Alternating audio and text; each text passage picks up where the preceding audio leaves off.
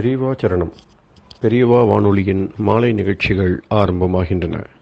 இன்றைய எமது நிகழ்ச்சிகள் நித்திய குரு பாதுகா பூஜா, ஸ்ரீ ரா கணபதி அவர்கள் எழுதிய புத்தகத்தின் ஒளிவடிவம், ஆன்மீக உரை, மகா பெரியவா மகிமை, உபன்யாசம். பெரியவா சரணம். பெரியவா சரணம். அடுத்த நிகழ்ச்சி நித்திய குரு பாதுகா பூஜை. शुक्लां भरदरं विष्णुं शशिवर्णं चतुर्भुजं प्रसन्नवदनं ध्यायेत् सर्वविघ्नोपशान्तये। ममोपात्त समस्त दुरितक्षयद्वारा श्री परमेश्वर प्रीत्यर्थं गुरुप्रसाद सिद्ध्यर्थं गुरुप्रीत्यर्थं गुरुपादपूजाम् अद्य करिष्ये। गुरुर्ब्रह्मा गुरुर्विष्णुर्गुरुर्देवो महेश्वरः गुरुः साक्षात् परब्रह्म तस्मै श्रीगुरवे नमः। अपारकरुणासिन्धुं ज्ञानदं शान्तरूपिणं श्रीचन्द्रशेखरगुरुं प्रणमामि मुदान्वहम्। सदाशिवसमारम्भां शङ्कराचार्यमध्यमाम् अस्मदाचार्यपर्यन्तां वन्दे गुरुपरम्पराम्. எல்லோரும் குருவை பெரிவாளை தியானம் பண்ணிண்டு அர்ச்சனை பண்ணுவோம். அஷ்டோத்திரம். பெரியவா அஷ்டோத்திரம் பல அஷ்டோத்திரங்கள் இருக்கு. அதுல எளிமையா சுலபமா எது இருக்கோ அதை நான் இப்ப சொல்றேன். எல்லோரும் இதை கேட்டுண்டே திருப்பி சொல்ல முடிஞ்சுவா சொல்லி சொல்லி பெரிவாளுக்கு பாதத்துல ஒவ்வொரு புஷ்பத்தை அர்ச்சனை பண்ணலாம். ओम श्री कांची कामकोटि पीठाधीश्वराय नमः. श्रीमत् चंद्रशेखरेन्द्र सरस्वती गुरुभ्यो नमः. संन्यासाश्रम शिखराय नमः. काषाय दंडधारिणे नमः. सर्वपीठापहारिणे नमः. स्वामिनाथ गुरवे नमः. करुणासागराय नमः. जगदाकर्षण शक्तिमते नमः. सर्वचराचर हृदयस्थाय नमः. ओम भक्त परिपालक श्रेष्ठाय नमः. धर्म परिपालकाय नमः. श्री जयेन्द्र सरस्वत्याचार्याय नमः. श्री विजयेन्द्र सरस्वती पूजिताय नमः. शिवशक्ति स्वरूपाय नमः. भक्ताभीष्ट प्रदायकाय नमः. ब्रह्मण्य पोषकाय नमः. ब्रह्म विष्णु शिवैक्य स्वरूपाय नमः. कांची क्षेत्रवासाय नमः. कैलाश शिखरवासाय नमः. स्वधर्म परिपोषकाय नमः. चातुर्वर्ण संरक्षकाय नमः. लोकरक्षण संकल्पाय नमः. ओम ब्रह्मनिष्ठापराय नमः. सर्वपापहराय नमः. धर्मरक्षक संतुष्टाय नमः. भक्तार्पितधन स्वीकर्त्रे नमः. सर्वोपनिषत् सारज्ञाय नमः. सर्वशास्त्रगम्याय नमः. सर्वलोक पितामहाय नमः.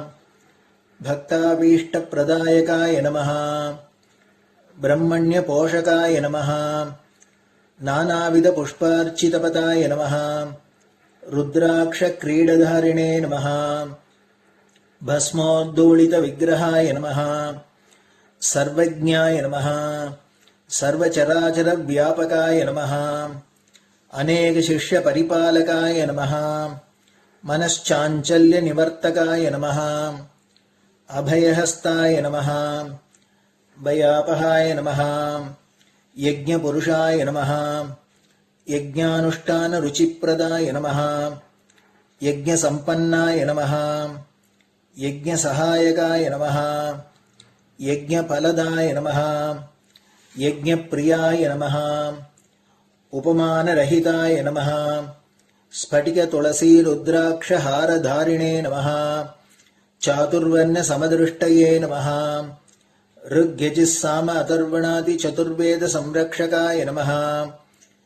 दक्षिणामूर्तिस्वरूपाय नमः जाग्रत् स्वप्न सुषुप्ति अवस्थातीताय नमः कोटिसूर्यतुल्यतेजोमय शरीराय नमः साधुसङ्गसंरक्षकाय नमः अश्वगज गोपूजा निर्वर्तकाय नमः गुरुपादुकपूजातुरन्तराय नमः कनकाभिषिक्ताय नमः स्वर्णबिल्वदलपूजिताय नमः सर्वजीवमोक्षदाय नमः मूकवाक्ताननिपुणाय नमः नेत्रदीक्षादानाय नमः द्वादशलिङ्गस्थापकाय नमः गानरसप्रियाय नमः ब्रह्मज्ञानोपदेशकाय नमः सकलकलासिद्धिताय नमः चातुर्वर्ण्यपूजिताय नमः अनेकभाषासम्भाषण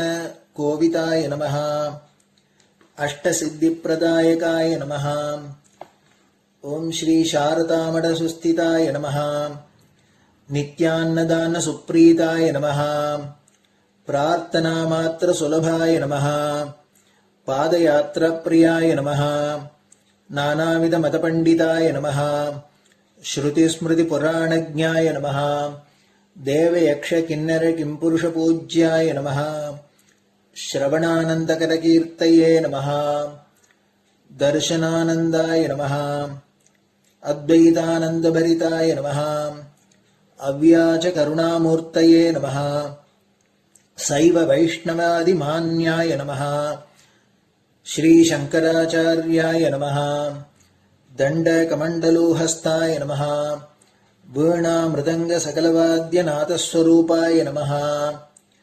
रामकथारसिकाय नमः वेदवेदाङ्ग आगमादिसकलकलासतस्प्रवर्तकाय नमः हृदयगुहाशयाय नमः शतरुद्रीयवर्णितस्वरूपाय नमः केदारेश्वरनाथाय नमः अविद्यानाशकाय नमः निष्कामकर्मोपदेशकाय नमः लघुभक्तिमार्गोपदेशकाय नमः लिङ्गस्वरूपाय नमः सालग्रामसूक्ष्मस्वरूपाय नमः कालड्यां शङ्करकीर्तिस्तम्भनिर्माणकर्त्रे नमः जितेन्द्रियाय नमः शरणागतवत्सलाय नमः श्रीशैलशिखरवासाय नमः डमरुकनादविनोदाय नमः वृषभारूढाय नमः दुर्मदनाशकाय नमः आभिचारिकदोषहर्त्रे नमः मिताहाराय नमः मृत्युविमोचकशक्त्याय नमः श्रीचक्रार्चनतत्पराय नमः दासानुग्रहकारकाय नमः अनुराधानक्षत्रजाताय नमः सर्वलोकख्यातशीलाय नमः वेङ्कटेश्वरचरणपद्मषट्पदाय नमः श्री महात्रिपुरसुन्दरी समेत श्री चन्द्रमौलीश्वर पूजाप्रियाय नमः श्रीमच्चन्द्रशेखरेन्द्र सरस्वती सद्गुरु परब्रह्मणे नमः गुरुभ्यो नमः परमगुरुभ्यो नमः परमेष्टिगुरुभ्यो नमः परात्परगुरुभ्यो नमः गुरुपरम्पराभ्यां नमः गुरुपादुकाभ्यां नमो नमः. அடுத்தது ஊதுபத்தி இருந்தா அதை காமிச்சு தூபம், நெய் தீபம் இருந்தா காமிச்சு அதை நெய் தீபம் தீபம் காமிச்சுட்டு நைவேத்தியம் வெத்தலைப்பாக்கு பழம் இதுலேருந்து ஆரம்பிச்சு அவளுக்கு எது சௌரியமோ அதுபடி நைவேத்தியம் பண்ணலாம். அதுக்கு அடுத்தது கற்பூர ஹாரத்தி பண்ணி எல்லோரும் பிரதட்சிண நமஸ்காரம் பண்ணி பெரியவாள்கிட்ட பிரார்த்தனை பண்ணிண்டு எல்லோரும் க்ஷேமமா இருக்கணும், லோகம் பரம மங்களமா சௌக்கியமா இருக்கணும், எல்லோரும் வியாதி வெக்க இல்லாத ஆயுராரோக்கிய ஐஸ்வர்யத்தோட சாந்தம் அமைதியோட ஞான வைராக்கியத்தோட எல்லோரும் நல்லவர்களாயிருந்து நன்மையை அடையணும்னு பிரார்த்தனை பண்ணி இந்த பூஜையை தினம் செய்யலாம்.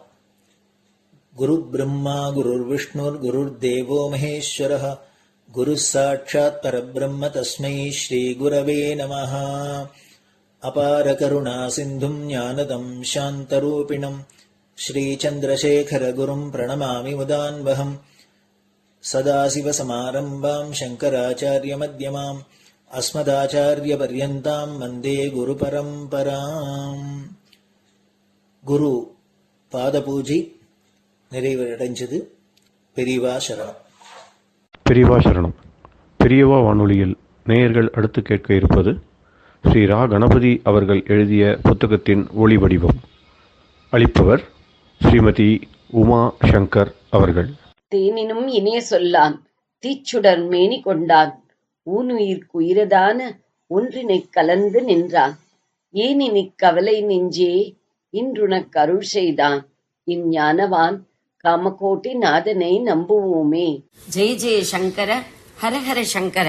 மகாபெரியவாளின் உபன்யாசங்களை ரா கணபதி அண்ணா தெய்வத்தின் குரல் என்ற பெயரில் 7 பாகங்களாக தொகுத்து நமக்கு அளித்ததின் முதல் பாகத்தின் அடுத்த பகுதி மகாபாரதம். தற்போதுள்ள அத்தனை இந்திய மொழிகளில் லிபிகளுக்கும் ஆதாரமாக இருக்கப்பட்ட பிராமி என்ற லிபியில்தான் ரொம்பவும் பழைய சாசனங்கள் இருக்கின்றன. இந்த மிக பழமையான சாசனங்களின் எழுத்தும் அழகாக, பாஷையும் காவிய அழகோடு ஃப்ளவரியாக இருக்கின்றன. அப்புறம் பல்லவர் கால கல்வெட்டுகளிலும் எழுத்து அச்சடித்தார் போல் இருக்கிறது. வாசகமும் இலக்கிய நயத்தோடு இருக்கிறது. அதன் பின் சோழர் காலத்து செப்பேடுகளில் எழுத்தும் வாசகமும் பெருமளவு நன்றாக இருக்கிறது. ஆனால் இரண்டுமே ஆதியில் இருந்ததை விட கொஞ்சம் மட்டம்தான். ரொம்ப பழையது. அச்சடித்த மாதிரி கண்ணில் ஒத்திக்கொள்ளலாம் போல் இருக்கிறது. சமீபத்தில் 200-300 வருஷங்களுக்கு முந்திய செப்பேடுகளை பார்த்தாலோ ஒரு சீரும் இல்லை, முறையும் இல்லை. தப்பும் அதிகமாக இருக்கிறது. மண்டையான எழுத்து, ஏகப்பட்ட இலக்கண பிழை. இப்படியே ஆதி காலத்திலிருந்து சமீப காலம் வரையிலான விக்கிரகங்களை பார்த்தேன். இவற்றிலும் காலம் சொல்லத் தெரியாதவை ரொம்ப ரொம்ப லட்சணமாய் இருக்கின்றன. பல்லவ விக்கிரகங்கள் நிரம்ப நன்றாக இருக்கின்றன. சோழ விக்கிரகங்கள் ஒரு மாதிரி நியதியிலே நன்றாக இருக்கின்றன. அதன் பின் வர வர மேலும் தரக்குறைவுதான். இப்போது யாரிடமாவது புதிதாக ஒரு விக்கிரகம் அடிக்க கொடுத்தால் எப்படி இருக்கிறது? அழகோ சாநித்தியமோ தெய்வக்கலையோ பழையவற்றில் இருப்பது போல் புதிதில் இருப்பதில்லை. பழைய காலத்து ஜனங்களுடைய குணம் எப்படி?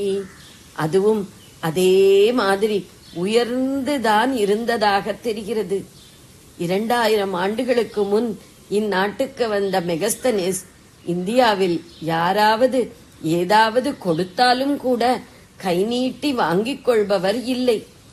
எந்த பண்டம் எங்கு கிடைத்தாலும் அந்த நாட்டவருக்கு திருடவே தெரியாது, பொய் சொல்லவே தெரியாது என்றெல்லாம் சொல்கிறான்.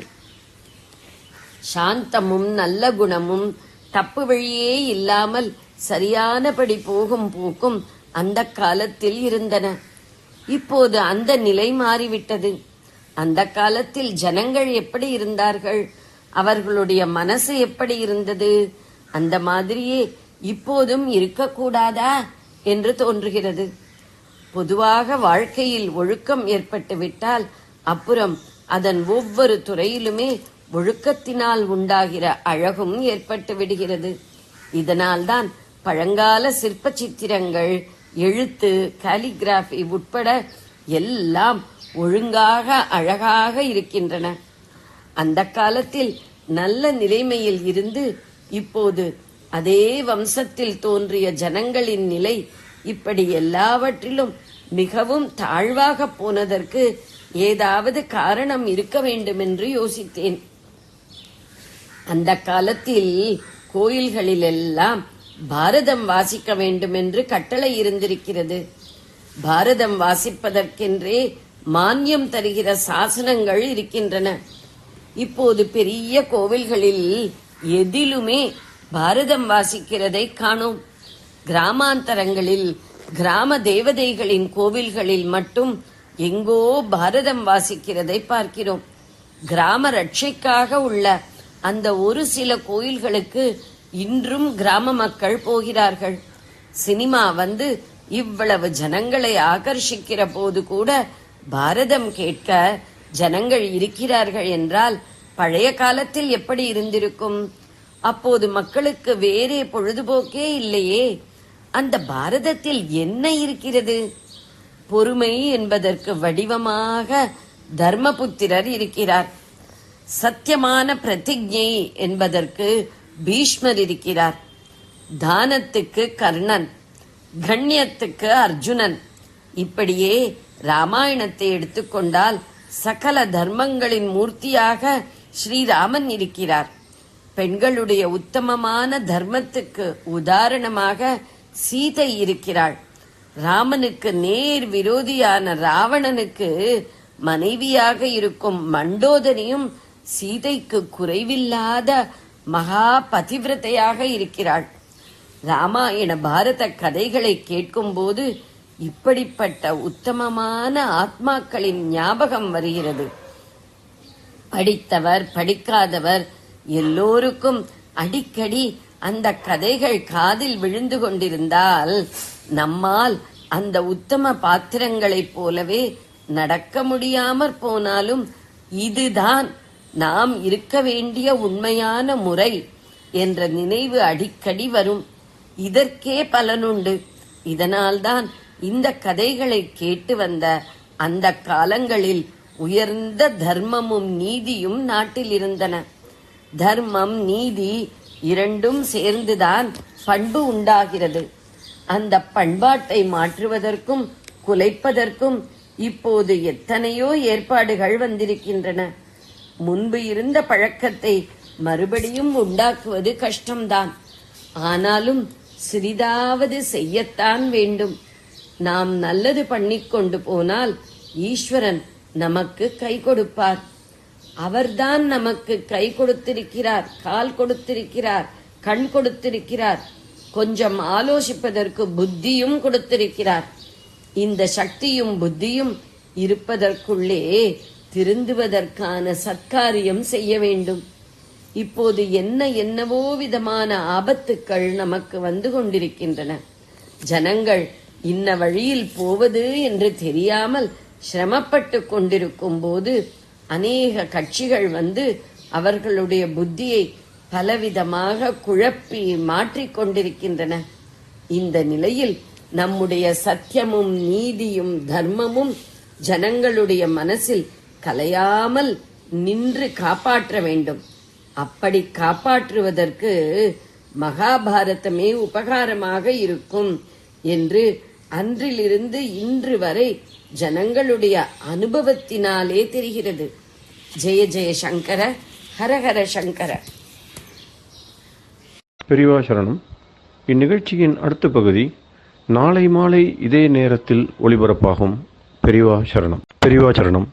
பெரியவா வானொலியில் நேயர்கள் அடுத்து கேட்க இருப்பது திரு கவிக்கண்ணன் அவர்களின் ஆன்மீக உரை. பெரியவா சரணம். ராம் ராம். ஸ்ரீ குருப்யோ நமஹ. ஜெய ஜெய சங்கர, ஹர ஹர சங்கர.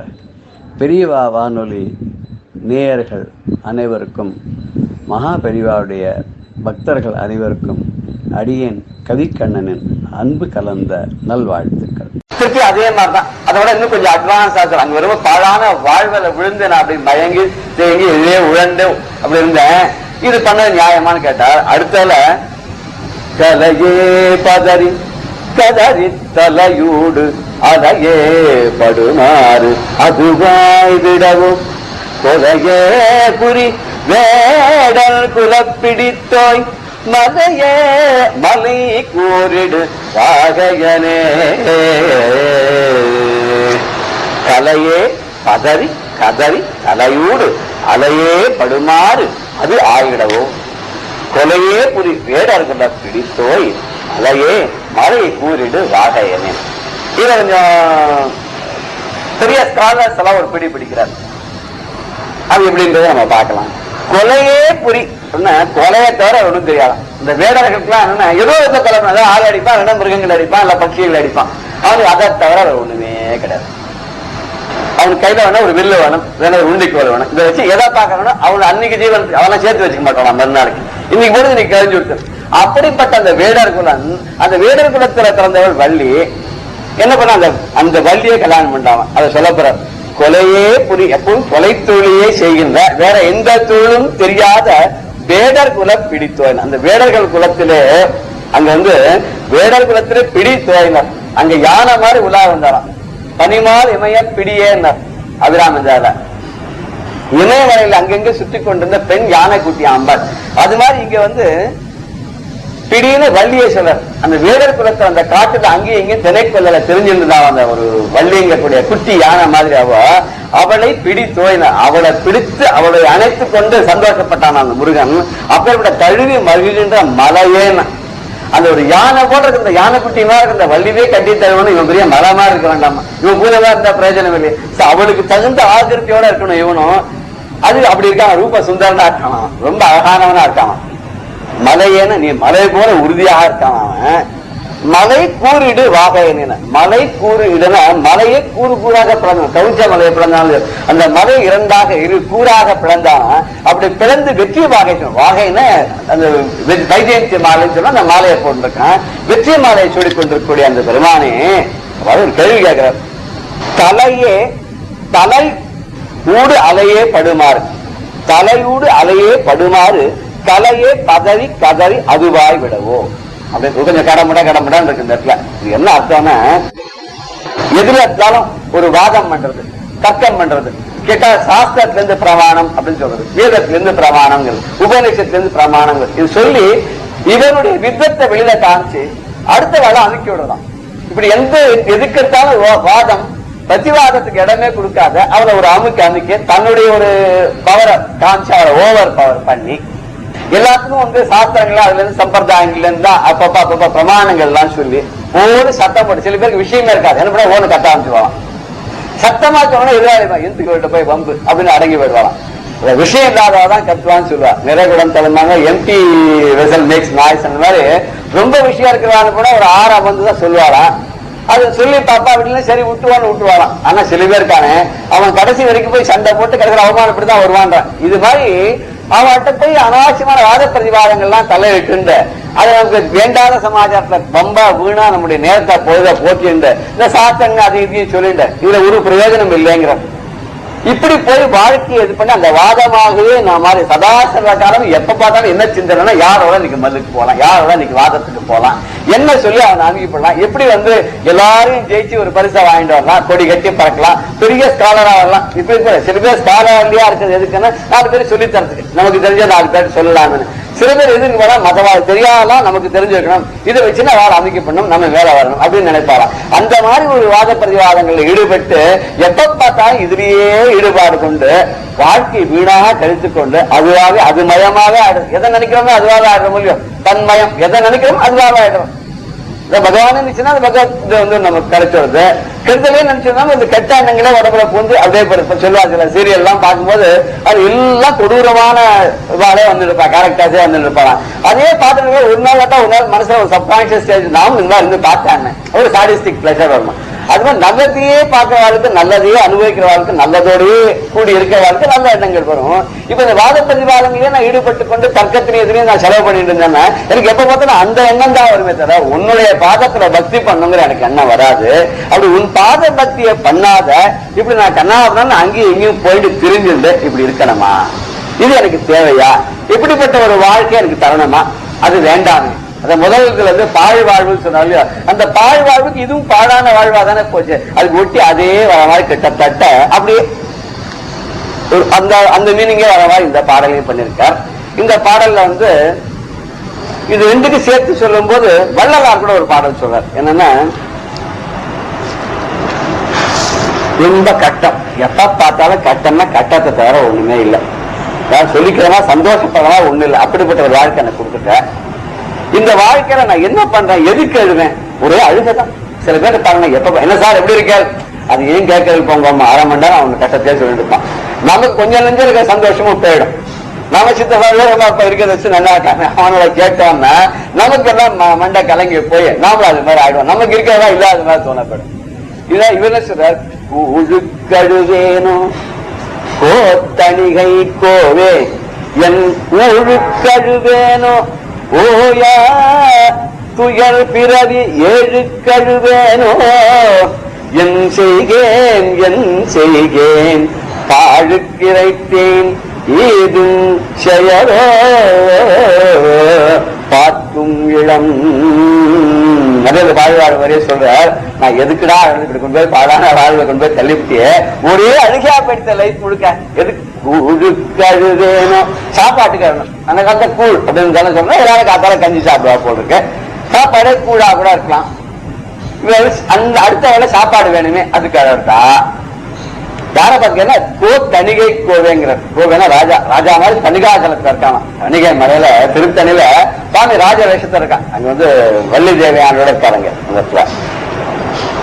அந்த தணிகை மலையில வாழக்கூடிய வேளவனே நான் எனக்கு அடுத்த வேலை சாப்பாட்டுக்கு கூழுக்கு அழுவேணும், ஊழுக்கணி வேணும், ஊழுக்கு அழுவேணும். ஊழ் வினை நான் பண்ண பாவம் அந்த விதி பயனால் குழந்தை எனக்கு கட்டப்படணும், இதுக்கு அழுவேணும்.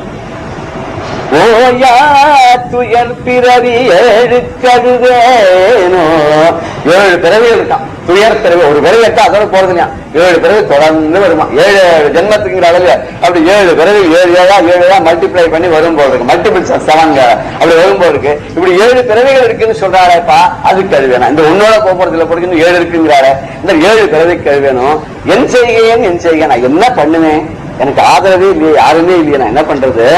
பாழுக்கு இறைத்தேன் இது உன் செயலோ பார்க்க. நான் பாழுக்கு இறைத்தேன், பாழான வாழ்வு நான் மாட்டின்னு விட்டேன், இது உன்னோட செயல் தானா, நீதான் அப்படி பண்ணிவிட்டியா, விதிங்கிறா நீதான் பண்ணிட்டியா அப்படின்னு கேட்கிறார்.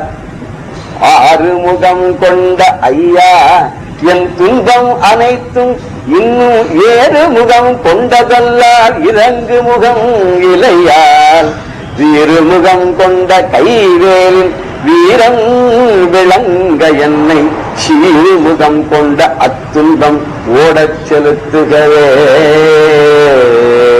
6 முகம் கொண்ட ஐயா, 6 முகத்தோட வழங்கக்கூடிய பெருமானே, என் துன்பம் அனைத்தும் என்னோட கஷ்டங்கள் எல்லாம் நான் என்னென்ன துன்பங்கள் கஷ்டங்கள் பட்டு இருக்கணும் இது வரைக்கும் அத்தனை கஷ்டத்தையும் இன்னும் 7 முகம் கொண்டது அல்லால் இறங்கு முகம் இல்லையால். இது ஏறிண்டே போயிட்டு இருக்குது, இன்னும் கொஞ்சம் மேல மேல வந்துட்டே இருக்குது.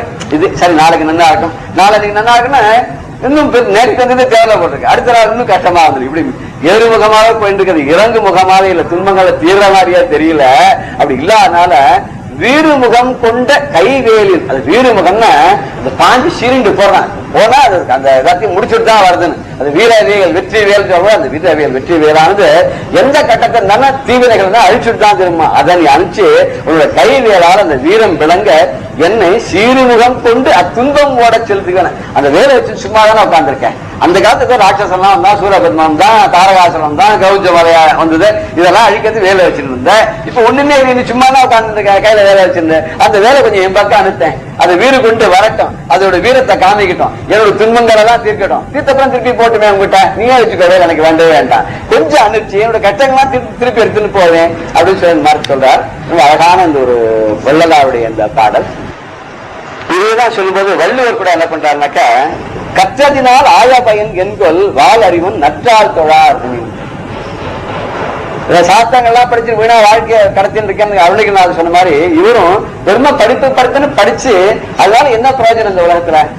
வால் அறிவன் நற்றால் தொழார். உலகத்துல எல்லாம் அறிந்த இறைவன் அந்த பரம்பொருள் இருக்கு, அவனுக்கு எல்லாமே தெரியும், அவன் சர்வஜன். அந்த சர்வஜனுடைய பாதத்தை நீங்க படியலன்னு சொன்னா இத்தனையும் படிச்சு என்ன பிரயோஜனம்? ஒண்ணுமே பிரயோஜனம் இல்லைங்கிறார். திருமூலர் சொல்றார், ஒரு அதே மாதிரி ஒரு ஷாடர், அவரா தன்னை சொல்லிட்டார் அருணகிரிநாதர். இது உலகத்தையே ஒரு ஷாடர் சாடுறார்.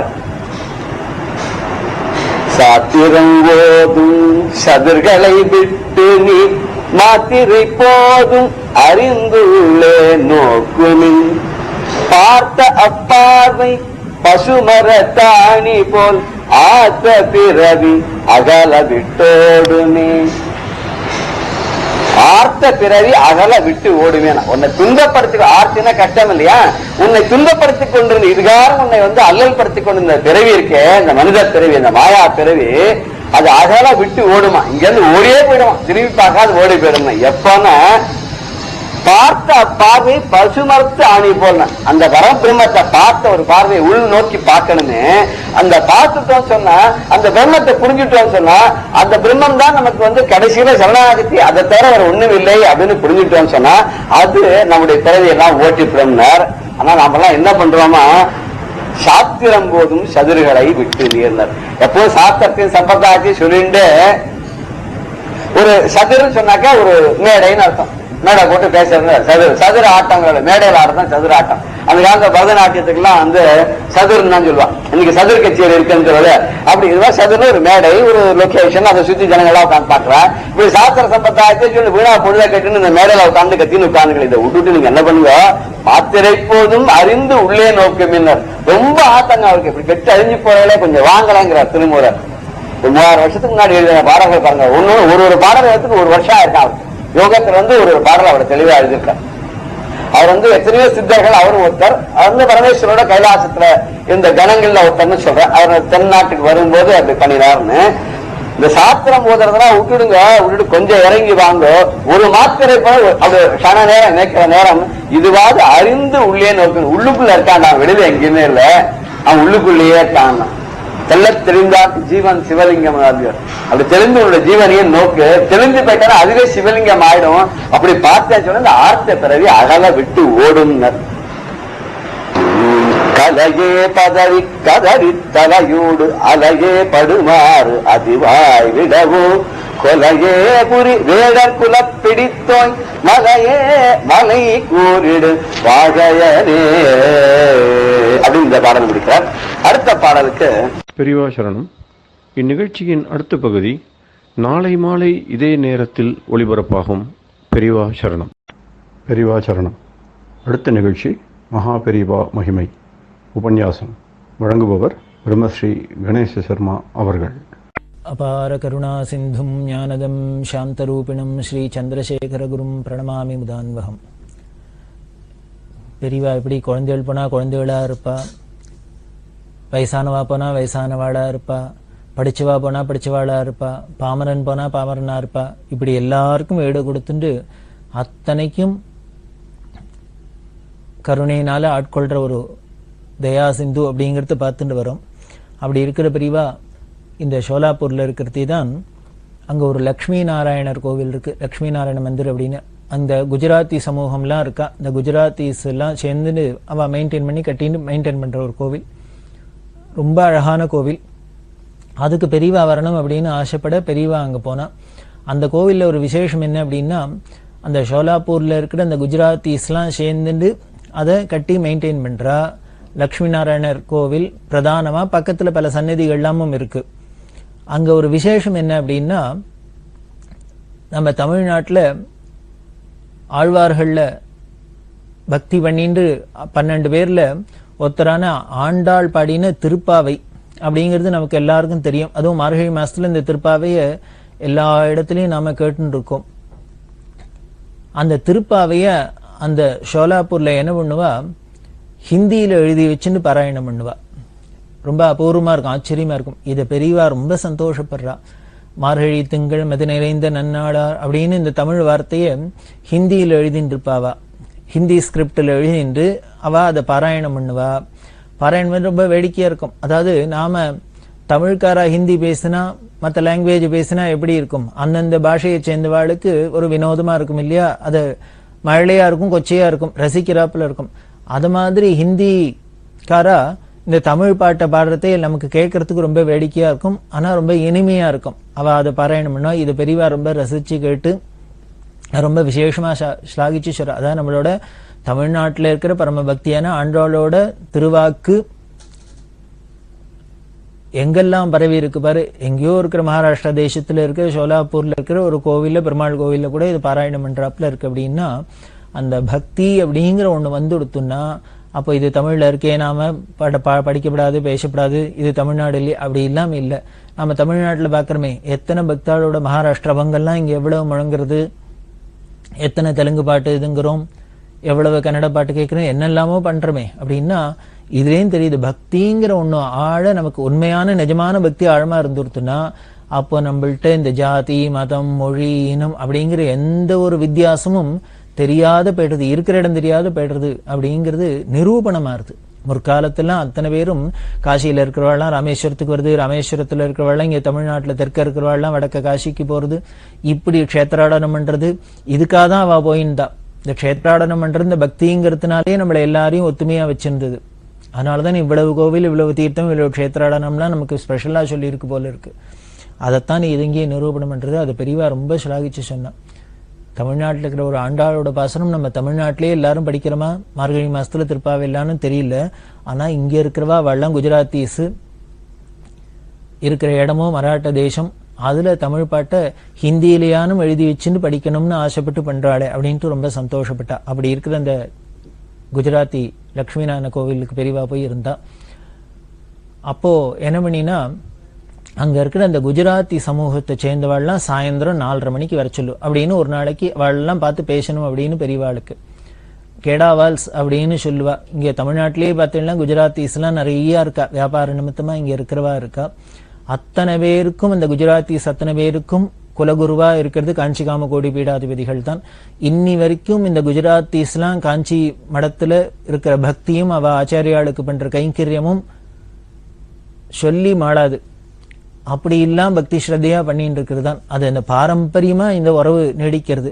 அதனால அவ அத்தனை பேரையும் இந்த குஜராத்திஸ் எல்லாம் சாயந்தரம் பார்க்கணும், 4:30 மணிக்கு வர சொல்லு அப்படின்னு ஏகாம்பரத்திட்ட சொல்லி அவர் சொல்லியிருந்தாரு. எல்லாரும் வந்தா. எல்லாரும் வந்திருக்கிறதே பெரியவா சொல்றா, அவ அத்தனை பேரையும் இங்க கூப்பிட்டு தன்னோட சந்தோஷத்தெல்லாம் வெளிப்படுத்தி அனுகிரகம் பண்ணிட்டு என்ன சொல்ல, முக்கியமான விஷயம் அங்க என்னன்னா, தமிழ்நாட்டுல ஸ்ரீரங்கம் இருக்கு. இந்த ஸ்ரீரங்கத்துல வைஷ்ணவனுக்கு ராஜதானி அப்படின்னு சொல்றோம். அந்த க்ஷேத்திரத்துல ரங்கநாதருக்கு தெற்கு கோபுரம் கட்டுறதுக்கு அப்போ ஏற்பாடு ஆயிருந்தது. அந்த கோபுரம் கட்டின்னு இருக்கு திருப்பணி ஜீயர் இருக்கார், அஹோபிலமடம் ஜீயர் இருக்கார். அவர் தான் இதை பெரும் முயற்சி பண்ணி இந்த கோபுரத்தை கட்டுறார்.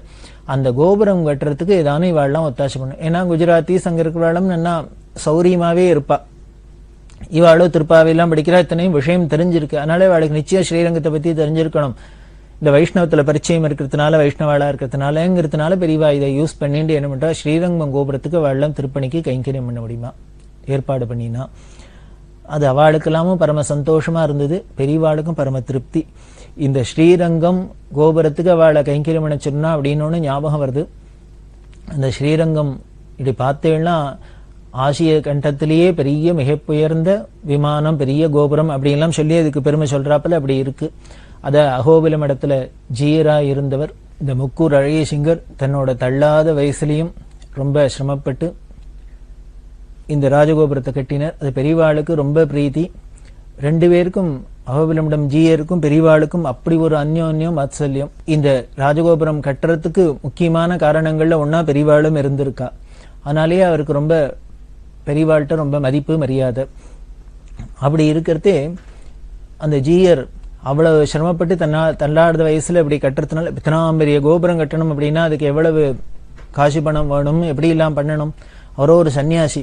அதனால பெரியவா என்ன பண்ணுவா, தங்கிட்ட வரவாள்ல பக்தாள்ல பல பேரை இந்த கோபுரம் ஸ்ரீரங்கத்துல ஜீயர் ரங்கநாதர் கோபுரம் கட்டின்னு போய் அவனால முடிஞ்சதை கைங்கரியம் பண்ணுங்கன்னு பெரியவா பல பேர் அங்க அனுப்பிச்சு பல பேர் பண்ணியிருக்கா. இப்படி பல பேரை சொல்லலாம் இந்த கோபுர திருப்பணியில ஈடுபட்டவா. அதுல முக்கியமா ஒருத்தரை சொல்லணும் அப்படின்னா திரைப்பட இசையமைப்பாளர் இளையராஜாவை சொல்லணும். இளையராஜா ஒரு டயர் கட்டி கொடுத்தார் அப்படிங்கிறது எல்லாருக்கும் தெரிஞ்சது. அதுக்கு முக்கிய காரணம் பெரியவா தான். பெரியவா மகாகாங்கிற இடத்துல இருந்தா. மகாகாமில் இருக்கிறதே தங்கிட்ட கைங்கரியம் பண்ணிட்டு இருக்கிறவாள்கிட்ட மௌனமா இருக்கா. இப்படி மண்ணில் உட்கார்ந்து இருக்கிற இடத்துல ரவுண்டு போட்டு வட்டம் போட்டு போட்டு காமிச்சிக்கிறா. காமிச்சா சினிமான்னு எல்லாருக்கும் கூட இருக்கிறவளுக்கெல்லாம் புரியும். பெரியவா பண்ற அபிநயத்துல வச்சுட்டே அவ ஒன்னா வார்த்தைக்கு வார்த்தை அதை கோத்துண்டே வந்து சொல்லுவா. உடனே சினிமாக்கு அவ உடனே அபிநயம் பண்ணி காமிச்சா சினிமான்னா, உடனே இப்படின்னு காமிச்சா பாட்டு காமிச்சா, உடனே இசை அப்படின்னு தெரிஞ்சது. அதுல பல பேரை சொல்றதே பாடுறவாளா இசையமைப்பாளர் யாருன்னா ஒருத்தரையா சொன்னா பேரை சொல்ற கூட இருக்கிறவா பெரியவா இல்ல இல்ல இல்லன்னு சொல்லிட்டு இருந்தா. கடைசியில இளையராஜா அப்படின்னு படிச்சா ஆமா அப்படின்னு தலையாட்டினா. தலையாட்டி என்ன பண்ணுன்னா, இந்த கோபுரம் கட்டி கொடுக்குற அவரை போய் கட்டி கொடுக்க சொல்லும் அப்படின்னு. இத இங்க பெரியவா தரிசனத்துக்கு போற சந்திரமௌலின்னு ஒருத்தர், அவர் இளையராஜாவுக்கு ரொம்ப நெருங்கின நண்பர். இவர் இதை பார்த்துட்டு உடனே என்ன பண்ண இளையராஜா வந்து சொன்னார், உங்களை ஸ்ரீரங்கத்துல கோபுரம் கட்டி தர சொல்லி பெரியவா உத்தரவாயிருக்கு அப்படின்னா இளையராஜாவுக்கு சர்ப்ரைஸா இருந்த ஆச்சரியமா இருந்தது. நாம ஒன்றும் பெரியவாள்கிட்ட போய் அப்படி எல்லாம் ஒன்றும் இதுங்க இல்லை, எப்படி நமக்கு அவளுக்கு என்ன கனெக்ஷன் தெரியல, ஸ்ரீரங்கம் கோபுரம் கட்டுறதுக்கு நம்மளையும் பெரியவா தேர்ந்தெடுத்தா நம்மள்கிட்ட உத்தரவு பண்ணணும் அப்படின்ட்டு, அதுவும் தான் இல்லாத போது யார்கிட்டயோ சொல்லியிருக்காளே அப்படின்ட்டு இவர் என்ன ஏதுன்னு விசாரிச்சார். உடனே என்ன பண்ணிட்டு இளையராஜா, பெரியவா உத்தரவு பண்ணிங்கன்னா பண்ணிட வேண்டிதான் அப்படின்னு. அப்போ ஏதோ 35 லட்சமோ 40 லட்சமோ ஏதோ அதுக்குன்னு சொல்லாமே, ஒரு பெரிய தொகை, எதுவா இருந்தாலும் பண்ணிவிடலாம் சொல்லிடலாம் அப்படின்ட்டு. இவருக்கு உடனே இளையராஜாவுக்கு இது இப்படி மனசுல ஓட ஆரம்பிச்சிடுத்து, பெரியவா எதுக்கு நம்மள இது மாதிரி பண்ண சொல்லணும் அப்படின்ட்டு. உடனே அதனால பெரியவாளை போய் இந்த சாக்கிலையும் தரிசனம் பண்ணா தேவையில்லை அப்படின்னு தோணி இவர் என்ன பண்ணார், ஷில்பின்னு ஓவியர், அவர்கிட்ட இளையராஜாவோட தன்னோட இஷ்ட தெய்வமான மூகாம்பிகைய கையால சித்திரம் வரைஞ்சு தர சொல்லி தன்னோட வீட்டுல பூஜைக்கு வச்சுக்கணும் அப்படிங்கிறதுக்காக ஏற்பாடு பண்ணியிருந்தார். அப்போ ஷில்பிகிட்ட சொல்ல, ஷில்பியும் பெரியவாள்கிட்ட ரொம்ப பக்தி உள்ளவர், மடத்தோட நெருங்கிய தொடர்பு. அதனால இந்த ஷில்பி, இந்த சந்திரமொழி, இளையராஜா 3 பேரும் இந்த மகாகாவுக்கு போனா பெரியவாள்கிட்ட சொன்னா, பெரியவாளுக்கு இது மாதிரி திருப்பி சொன்னா. அவர் சொன்னார், முழுக்க அவர் என்ன ஆறுதோ கட்டித்து கொடுக்குறேன் அப்படின்னா பெரியவா அப்புறம் சொன்னா ஒரு டயரை மட்டும் கட்டித்தர சொன்னா. இளையராஜா சொன்ன, நான் எது சொல்றாலோ பெரியவா சொல்றதுக்கு காத்துருக்கேன், அது எது சொன்னாலும் பண்றேன் அப்படின்ட்டு அதை கட்டித்தர சொன்னது. அது இளையராஜா ரொம்ப பெரும் பாக்கியமா தன்னோட வாழ்க்கையில மறக்க முடியாத ஒரு நிகழ்ச்சியில ஒன்னா வச்சுருக்கு. பெரியவா வலிய கூப்பிட்டு ஆட்கொண்டு தன்னை ஒரு பெரிய கோவில் திருப்பணி பண்ண வச்சு, அதுவும் மிக உயர்ந்த க்ஷேத்திரமான ஸ்ரீரங்கத்துல ஒரு கோபுரத்துல ஒரு டயர் கட்டுறதுங்கிறது சாதாரண காரியமா? ஏதோ நம்மளால முடிஞ்ச டொனேஷன் தான் கொடுக்கலாம். இப்படி பண்றா அப்படின்னா பெரியவாளோட அனுகிரகம்ங்கிறது, பெரியவாளோட கருணை எல்லாத்தையும் நிரம்பி இருக்கு, யாரா இருந்தாலும் அத்தனை பேருக்கும் அது பௌர்ணமா இருக்கு அப்படிங்கிறதுக்கு இதை காமிக்கிறது. அதுக்கப்புறம் இளையராஜா அந்த தரிசன அனுபவத்தை, பெரியவாளை தரிசனம் பண்ண மகாமனத்தை ரொம்ப அபூர்வமா வர்ணிக்கிறார். இவர் பேசாத இருந்த பெரியவாளை பார்த்துட்டு அப்படியே பிரமிச்சு போயிருக்க, கூட இருக்கிறவா பெரியவா இளையராஜா பாடணும்னு ஆசைப்படுற அப்படின்னா இவருக்கே இளையராஜாக்கே ஆச்சரியமா போயிடுத்து. இவர் ஒன்றும் அப்படி சொல்லல, அவளாவே சொல்லிவிட்டா. உடனே பெரியவா பாட சொல்ல உத்தரவு கொடுக்க ஒரு அம்பாள் கீர்த்தனம் பாடினர். அவர் சொல்ற, அதை முழுக்க என்னால பாடுவேனா, பாடி பூர்த்தி பண்ணினா தேவையில்லைங்கிறப்பல எடுத்து, அப்படி என்னமோ என்னால பாட முடியாத இருந்தது அந்த சன்னதியில. ஏன்னா அந்த உள்ள நெக்கு உருகிண்டு பெரியவாளை பார்த்த அந்த அனுபவத்துல அதுக்கப்புறம் வார்த்தையில பேசவே முடியாதுன்னா பாட வேறையா முடியும். பெரிய பிரபல இசையமைப்பாளர், அவர் சொல்ற பெரியவா சன்னதியில ஒரு பாட்டை பூர்த்தி பண்றதுக்குள்ள இவ்வளவு சிரமப்படுறாப்புல இருந்தது. அப்படி அந்த சந்நிதி விசேஷம் அப்படிங்கிற. அதே மாதிரி பெரியவா ஆகாசத்தை காமிச்சு நட்சத்திரங்கள்லாம் பத்தி என்னெல்லாமோ சொல்லியிருந்தா, அல்ல எதுக்கு சொன்னா என்னன்னே தெரியல. அப்படி ஒரு தெய்வீக அனுபவம் அப்படின்னு சொல்ற. இது இளையராஜாவை இந்த திருப்பணியில ஈடுபடுத்தினது. இப்படி பல இடங்கள்ல பல பேரை பெரியவா இந்த திருப்பணியில ஈடுபடுத்தினா. 1982 ஜனவரி மாசத்துல ஷோலாப்பூர்ங்கிற இடத்துல இருந்தா. இந்த ஷோலாப்பூர் கேம்பில் இருக்கிறதே தான் பௌர்ணமி. பௌர்ணமி அன்னைக்கு 2 மாசத்துக்கு ஒரு தரம் சன்னியாசிகள்லாம் பௌர்ணமியில வபனம் பண்ணிக்கிறது அப்படிங்கிறது ஒரு சம்பிரதாயம். அதனால அன்னைக்கு காலம்பர வபனமாச்சு. ராத்திரி சந்திர கிரகணம். இந்த சந்திர கிரகணம் ராத்திரியில வந்ததுனால இது பிடிச்ச ஸ்நானம் விட்ட ஸ்நானம் எல்லாம் பண்ணி இந்த கிரகணம் முழுக்களும் பெரியவா ஜபம் பண்ணிட்டு இருப்பா. அப்படி எல்லாம் ஆச்சு. மறுநாளைக்கு பொழுது விடிஞ்சா ஆருத்ரா தரிசனம், திருவாதிரை. அதனால வெடிகார்த்தால ராத்திரி கிரகணம் எல்லாம் முடிஞ்சு உடனே வெடிகார்த்தால ஸ்நானம் பண்ணி ஆருத்ரா தரிசனத்துக்கு பூஜை, மானசீக பூஜை தான் இருந்தாலும் 11 பேர் ஏகாதச ருத்ர ஜபம் பண்ண. ஏன்னா ஆருத்ரா அப்படிங்கிறோம், இந்த ருத்ர ஜபம் ரொம்ப விசேஷம். அதனால ஆருத்ரா ஜபம் பண்ணி ஏகாதச ருத்ர ஜபத்தோட இந்த ஆருத்ரா தரிசனம் முடிஞ்சது. இந்த ஆருத்ரா தரிசனத்துல பெரியவாளை தரிசனம் பண்ண. பெரியவாளை தரிசனம் பண்றதுல ரொம்ப முக்கியமான காலங்கள் பிரதோஷ காலத்துல பெரியவாளை தரிசனம் பண்றது, ஆருத்ரா தரிசனத்துல தரிசனம் பண்றது, வருஷப்பருப்பன்னைக்கு விடிகார்த்தால தரிசனம் பண்றது, தீபாவளியில தரிசனம் பண்றது, இது மாதிரி விசேஷ தினங்கள்லாம் பெரியவாளை தரிசனம் பண்றது ரொம்ப ஆனந்தமா இருக்கும். பிரதோஷ மாமா ரொம்ப சொல்லிட்டு இருப்பா, இதெல்லாம் மிஸ் பண்ணக்கூடாது, அவசியம் பண்ணணும் அப்படின்னு. இந்த பிரதோஷ காலத்துல பார்த்தா அப்படியே சாட்சாத் பரமேஸ்வரனாவே இப்ப சர்வாங்க விபூதியும் ருத்ராட்சமும் கட்டுக்கட்டா ருத்ராட்சமும் தலையில வில்லு மாலையும். பெரியவா இருக்கிற இடம் தான் கைலாசம். கைலாசம்ங்கிறது எங்கேயோ தனியா இல்ல, பரமேஸ்வரன்கிறது எங்கேயோ தனியா இல்ல. பெரியவா இருக்கிற ஸ்தலமே கைலாசம், பெரியவாளே சாட்சாத் பரமேஸ்வரன் அப்படிங்கிறத நிதர்சனமா பார்க்கலாம், இந்த ஊனக்கண்ணால பார்க்கலாம். அதே மாதிரி தான் இந்த ஆருத்ரா தரிசனத்திலையும் அப்படி அமானுஷ்யமா இருக்கும் பெரியவாளோட தரிசனம். அப்படி இந்த ஆருத்ரா தரிசனம் ஆச்சு. அதுக்கப்புறம் பின்னாலேயே பொங்கல் பண்டிகை வந்தது, போகி பொங்கல் இந்த பண்டிகை எல்லாம் ஆச்சு. அதெல்லாம் முடிஞ்சோன்னு பெரியவா அங்கேருந்து கிளம்பி சஹஸ்ரார்ஜுன் பாக் அப்படிங்கிற ஒரு இடம் அங்கே தங்கிவிட்டு, அப்புறம் தாமல்வாடி, சுரட்காவ், இப்படி எல்லாம் சாங்வி மார்டே அப்படிங்கிற ஊரெல்லாம் தாண்டிண்டு பெரியவா ஒரு ஊரா தங்கி தங்கி தொல்ஜாப்பூருக்கு வந்தா. தொல்ஜாப்பூர்ல பவானி அம்பாள் க்ஷேத்திரம். சிவாஜி, சத்ரபதி சிவாஜிக்கு இந்த அம்பாள் தான் வாழ் கொடுத்து அவர் பெரிய வெற்றியை அடைஞ்சார் அப்படின்லாம் அந்த கதை சொல்றது நமக்கு. அவர் ரொம்ப பிரசித்தமான க்ஷேத்திரம், ரொம்ப சக்தி வாய்ந்த அம்பாள். அந்த தொல்ஜாப்பூர்ல போய் பவானியை தரிசனம் பண்ணிண்டா பெரியவா. அங்கேருந்து திரும்பி வந்து சாங்வி ரோடு அப்படிங்கிற இடத்துல ஒரு ஓரத்தில் ஒரு ஒதுக்குப்புறமா கட்டிடம், அந்த கட்டிடத்துல கொஞ்ச நாள் இருந்திருந்தா. அந்த சமயத்துல பெரியவாளோட பீட்டாரோகணமாகி 75 வருஷம் ஆச்சு. அதாவது 1907 பிப்ரவரி மாதம் 13 பெரியவா கலவைங்கிற இடத்துல சன்னியாசாஸ்திரம் வாங்கி இந்த காஞ்சிகாமகோடி பீடாதிபதிகளா ஆனா அப்படின்னு நமக்கு முன்னாலேயே பார்த்துருக்கோம். இந்த 1982 பிப்ரவரி மாதம் 13 75 வருஷம் ஆறுது. அதனால அந்த பீடாரோகண விழாவை ரொம்ப பிரமாதமா கொண்டாடணும் அப்படின்னு சொல்லுவா. அதை பிளாட்டினம் ஜூப்ளி அப்படின்பா, பவழ விழா அப்படின்லாம் சொல்லுவா. அதை ரொம்ப நன்னா கொண்டாடணும் அப்படின்னு எல்லாருக்கும் ஆசை பக்தாளுக்கெல்லாம். ஏன்னா 75 வருஷம் சந்நியாச தர்மத்தை பரிபூர்ணமா அனுஷ்டானம் பண்ணி தன்னோட தபஸ்னால தர்மத்தை நிலைநாட்டி வேதத்தை சம்ரட்சணம் பண்ணி சாதுக்களுக்கெல்லாம் பரம அனுகிரகம் பண்ணி உலகத்துல சாந்தமோ அமைதியுமே இருக்க முடியுமா பண்ணியிருக்கா இல்லையா, உழைச்சிருக்காளே பெரியவா. தன்னோட வாழ்க்கையை முழுக்கலும் 75 வருஷம் இப்படி உலகத்துக்காகனா லோகக்ஷேமத்துக்காகனா அர்ப்பணம் பண்ணியிருக்கா. அதனால அதை நாம அவசியம் கொண்டாடணுமே. நம்ம எல்லாம் கடமைப்பட்டிருக்கோம். பெரியவாளுக்கெல்லாம் எதை நாம பண்ணினாலும் நாம் ஏதோ நிறையா பண்ணிட்டோம், பெருசா பண்ணிட்டோம் அப்படின்னு நமக்கு வேணா தோணலாம். ஆனா அவ பண்ணியிருக்கிற தியாகத்துக்கு, அவ பண்ணியிருக்கிற கைங்கரியத்துக்கு, அவ பண்ணியிருக்கிற அனுகிரகத்துக்கு என்ன பண்ணினாலும் போறாது. எத்தனை பண்ணினாலும் என்ன பண்ணினாலும் இன்னும் நிறையா பண்ணணும். அப்படி அவ பண்ணியிருக்கா. ஏன்னா தாயார் நமக்கு பால் குட்டி வளர்க்கிறா. நாம பிற்காலத்துல தாயாருக்கு என்னெல்லாமோ பண்றோம், திருப்பி சிசுருஷ பண்றோம். இருந்தாலும் தாயார் பண்ணின நமக்கு பண்ணின அந்த அன்புக்கு பிரீத்திக்கு ஈடா ஆயிடுமா நாம பண்ணின கைங்கரியம்லாம்?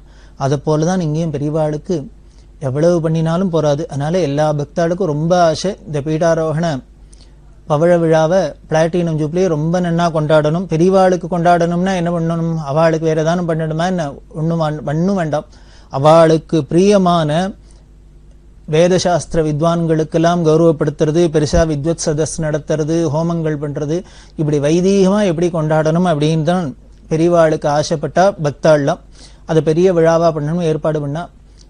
சங்கர பக்த ஜனசபா அப்படின்னு இருக்கு. அதுல வைத்தியநாதன் அப்படின்னு வைத்தாமம்மா இருக்கா. இவ எல்லாருமா சேர்ந்துட்டு இன்னும் எல்லா பக்தாலும் சேர்ந்து இதை பெருசா கொண்டாடணும். அதையும் பெரியவா இருக்கிற இடத்துலயே சோலாப்பூர்லயே கொண்டாடணும் அப்படின்னு ஆசைப்பட்டா. ஆனா பெரியவா அங்க கொண்டாடக்கூடாது அப்படின்ட்டா. தான் இருக்கிற இடத்துல எதுவும் பண்றதுக்கு பெரியவா எப்பொழுதுமே சம்மதிச்சதில்லை. தனக்குன்னு எது பண்றதுக்கும் சம்மதிச்சதில்லை, தான் இருக்கிற இடத்துல எதை பண்றதுக்கு சம்மதிச்சதில்லை. ஏன் அப்படின்னு, நான்கிற அந்த அகம்பாவம் இருந்தான்னா, ஒரு ஈகோ இருந்தா, மனோபாவம் இருந்தான்னா, எது பண்ணாலும் நமக்கு பண்ணணும், நமக்கு பண்ணினா உடனே சந்தோஷம், பண்ணலைன்னா குறை, கோபம், தாபம் இதெல்லாம் வரும். அது எல்லாத்தையும் விட்ட பரபிரம்மம், பிரம்மனிஷ்டர், பிரம்மஜானி, பட்டகட்ட அதுகிட்ட போய் நீன்னு நாம தான் ஞாபகப்படுத்துறமே வழிய, நமக்கு தான் அவர்னு ஞாபகம் இருக்க வழிய அதுக்கு தான்கிற பாவமே கிடையாது. அதனாலதான் இதெல்லாம் வேண்டாம் வேண்டாம் அப்படின்னு சொல்லி இருந்தது. அதனால என்ன பண்ணிட்டான்னா, பக்தாளோட ஆசைக்காக இது எல்லாத்தையும் காஞ்சிபுரத்துல காமாட்சி கோவில்ல பண்ணுங்க அப்படின்னுட்டா. ஏன்னா அம்பாள் சந்நிதியில பண்றது பெரிய திவ்ய கஷேத்திரம், அதனால அங்க பண்ணணும் அப்படின்னு. இங்க என்னென்னலாம் யாராரு பண்ணணும்னு நினைச்சிருந்தாலோ இந்த வித்வத் சதஸ், இந்த வைதிக காரியங்கள், ஹோமம் எல்லாத்தையும் அங்க போய் காஞ்சிபுரத்துல போய் காமாட்சி கோவில்ல பண்ணுங்க அப்படின்னு உத்தரவு பண்ணிட்டா. அப்படி அந்த பீட்டாரோகணம், ஏன்னா பிப்ரவரி மாசம் வந்திருந்ததுனால இந்த பீட்டாரோகண பவழ விழா ரொம்ப விமரிசையா நடந்தது. அப்போ பெரியவா என்ன பண்ணா, சிந்துபல் அப்படிங்கிற இடத்துக்கு வந்தா. அந்த சிந்துபல்லுக்கு வந்தோடனே ஏகாம்பரம் அப்படிங்கிற அவர்கிட்ட கேட்டா, நீ முன்னால இந்த கேம்ப் பார்க்கறதே ஏதோ ஒரு இடம் சொன்ன, அந்த சிந்துபல்லுல என்னன்னா பக்கத்துல 3 கிலோமீட்டர்ல ஒரு பக்கத்துல காட்டு பாதை மாதிரி போகும். போனா உள்ளுக்குள்ள ஒரு கோவில், பழமையான கோவில், ஃபர்ஸ்ட் கிளாஸ் கோவில். அந்த சூழ்நிலையே ரொம்ப நல்லா இருக்கும். ஒரே வனப்பிரதேசம் மாதிரி இருக்கும். அதுக்கு நடுப்புற நல்ல பிரமாதமா கோவில் உள்ள சிவன் கோவில். அது சுவாமி பெரிய சிவலிங்கம், முத்கலேஸ்வரர் அப்படின்னு பேரு. முன்னால பெரிய மண்டபம், இந்த மண்டபத்திலேயே 50 பேர் 60 பேர் உட்காரலாம். அப்படி ஒரு பெரிய மண்டபம். சுத்தீவிர வேற ஒன்றும் கிடையாது. பக்கத்துல ஒரு ஓடும், தண்ணி அதுல தீர்த்தம் ஓடின்னு இருக்கும். இப்படி ஒரு அழகான இடம். இதை பார்த்துட்டு வந்து முன்னாலேயே சொல்லியிருக்கிற மாதிரி இடம் இருந்ததுன்னு அதை பெரியவா மனசுல வச்சிருந்தா. மனசுல வச்சுண்டு இப்ப ஏகாம்பரத்திட்ட கேட்டா, சிந்துப்பல் வந்தோடனே நீ ஏதோ ஒரு இடம் சொன்னியா, அந்த இடத்துக்கு அழிச்சுன்னு போலாம் வா அப்படின்னுட்டு. சரின்னு பெரியவா காலங்காலத்தாலே ஏந்துன்னு விடிகாரத்தாலே ஏந்துன்னு இவா தன்னோட கர்மாக்களை முடிச்சுண்டு இவா 1 மணி ஜபம் பண்றதையே கூட நடந்தே போயிட்டு பண்ணிட்டு இருப்பா. பண்றதே ஏகாம்பரத்திட்ட கேட்டா, அந்த இடத்துக்கு அழிச்சுன்னு போன்னு சொல்லி அந்த இடத்துக்கு போயின்னு இருக்கு. போறதே பெரியவா சொல்றா, என்னோட பரமகுரு ஆராதனை வருது, அதாவது கலவ பிரிவு ஆராதனை வருது. சிவராத்திரிக்கு முன்னால வர அஷ்டமி திதியில அவளுக்கு ஆராதனை வரும். அவ ஆராதனை வருது, பரமகுரு ஆராதனை வருது. நான் இங்க பண்ண வேண்டான்னு மேட்டூர் ராஜகோபால்கிட்ட சொல்லிட்டேன். புதுப்பிரிவா எங்க இருக்காளோ அந்த கேம்ப்ல பண்ணிட்டோம் அப்படின்னு சொல்லிட்டேன். ஏன்னா இங்க வசதி எல்லாம் சுமாரா இருக்கு, இடம் எல்லாருக்கும் கஷ்டமா இருக்குன்னு வேண்டான்னு சொல்லிட்டேன். அவ இருக்கிற இடத்துலயே 32 பிராமணால வச்சு ஆராதனை பண்ணுட்டேன். நான் இருக்கிற இடத்துல குரு ஆராதனை மட்டும் பண்ணினா போறோம்னு சொல்லிட்டேன். அப்படி எல்லாம் சொல்லியிருந்தா, முன்னால அப்படிதான் சொல்லியிருந்தா. ஏன்னா இந்த ஆராதனை வருது, ஆராதனைக்கு ஏற்பாடெல்லாம் பண்ணணும், எல்லா இடமா பார்க்கணும், மடி ஆச்சாரத்துக்கு எல்லாம் சௌரியமா இருக்கணும், தீர்த்த வசதி இருக்கணும் அப்படின்னு ஏற்பாடு பண்ணி முன்னதாவே ஏற்பாடு பண்ணணும்னு அவள்லாம் கேட்டு இருந்தாக்க பெரியவா வேண்டாம் அப்படின்னு விட்டா. புதுப்பிரிவா இருக்கிற இடத்துலயே பண்ணட்டும் அப்படி எல்லாம் சொல்லிட்டா.